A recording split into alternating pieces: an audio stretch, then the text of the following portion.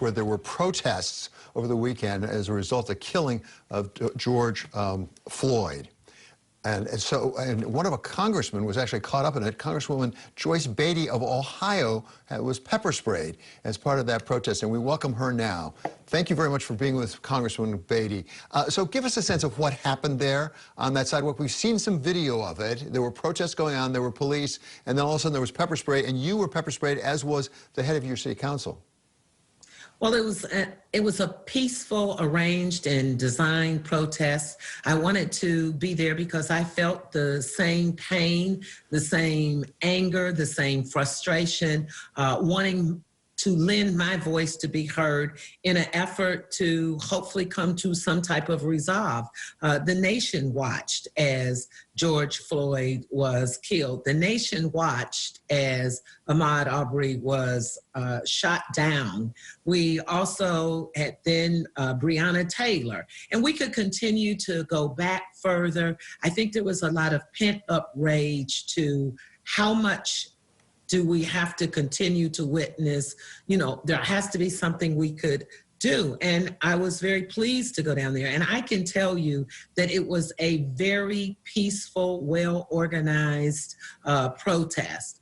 Unfortunately, certainly, as you know, and if you've watched over history, one push, one shove, one police officer being a little over aggressive starts a rippling effect. Some young gentleman, I'm not sure what happened, but if you've seen the footage, he was hurled over the bicycle to the ground. And then there was a young female who had been expressing her pain during the whole time, and she was pushed.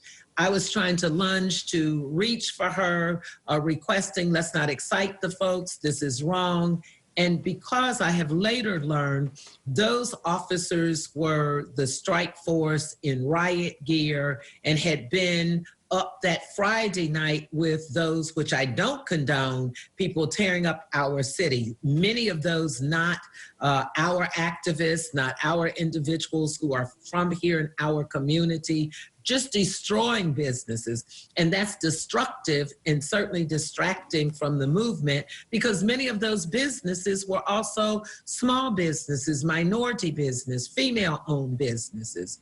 So once the brawling started, after a perfect, peaceful march, out of the blue, unexpected, came the pepper spray.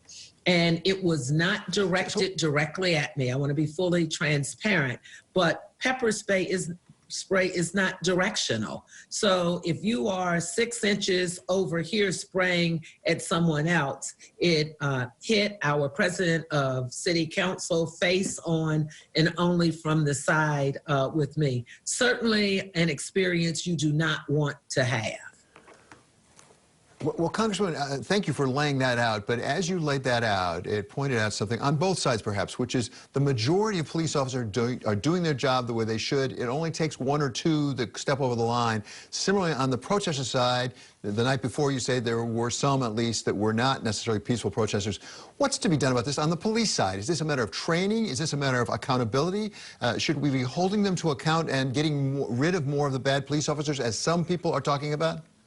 I think it's all of the above. You know, when you watch live footage from a body camera on the same police officer that has his knee on the neck of someone who is not resisting, someone who is handcuffed, to the point that the man dies, I think you have to do more than protest. I think protesting is only a beginning to allow us to express our pain for over the years, and it's our calling out to have something done. Now, I think it comes back to different protocols. You cannot legislate away racism, and certainly racism still exists. Disparity still exists. We're in the middle of the coronavirus, and African Americans are dying at great numbers than what they represent in the states and the nation. So when you take all of this into account, laws must change, protocols. It is a culture that we have to invade and set a different tone, and that starts with the leadership in the cities, the governors, the police officers, the elected officials like myself. And I'm very proud that we are starting to do those things.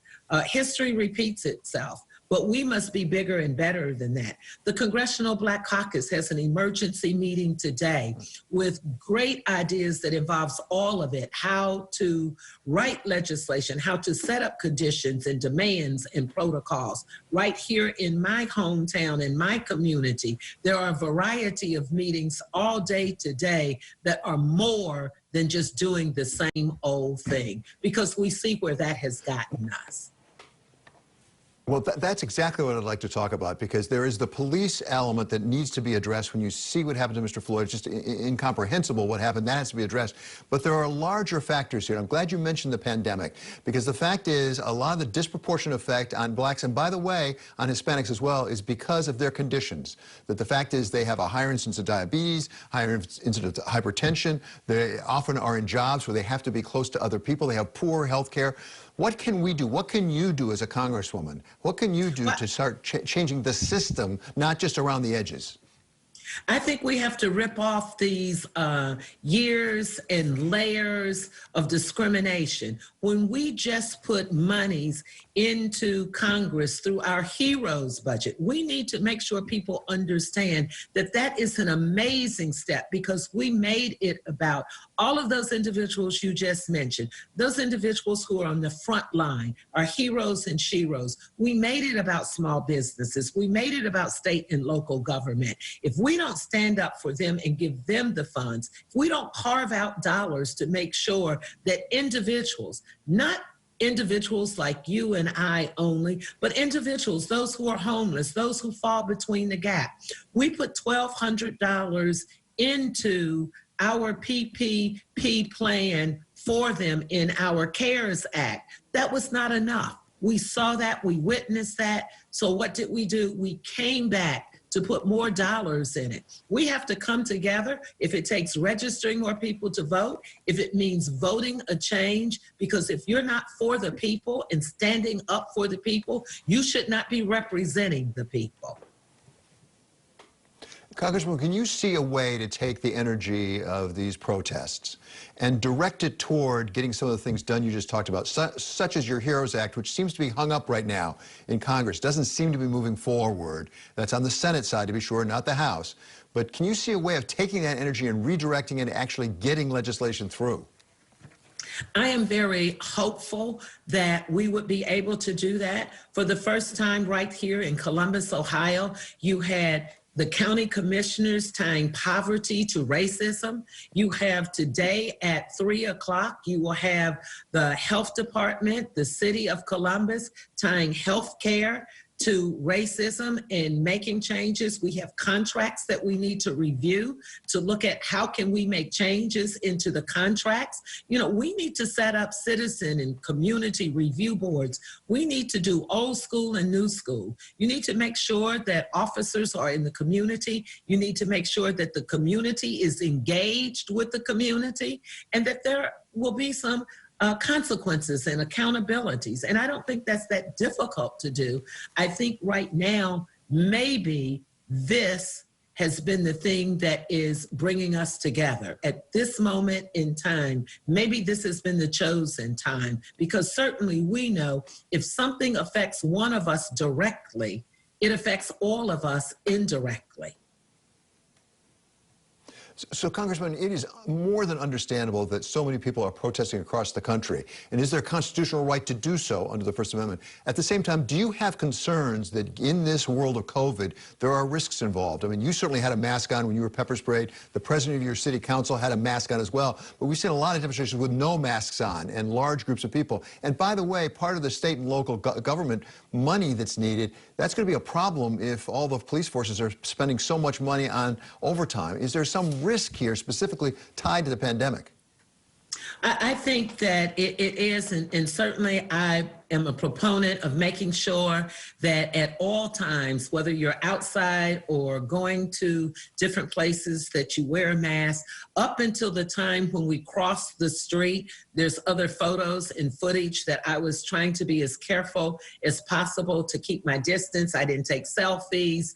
I didn't take photos close up. I did hold a sign with a constituent, and we made sure that we were 6 feet apart in doing so. But when we crossed the street, when we sensed there was a problem, I no longer became that leader. I became a Black woman knowing that I needed to be there to do something, and I wanted to be part of the resolve for those protesters who I believe were in their full rights. I wanted to be sure that I was there, hopefully being able to diffuse or to help us not get to the point where we had to have what we ended up having. But I am a huge proponent. I take it very seriously about wearing your mask. I understand we need to open up some parts of our economy, and if that is the pleasure of governors and others, I ask us to do it with great caution. And part of that reason is people are still dying. We are not through this.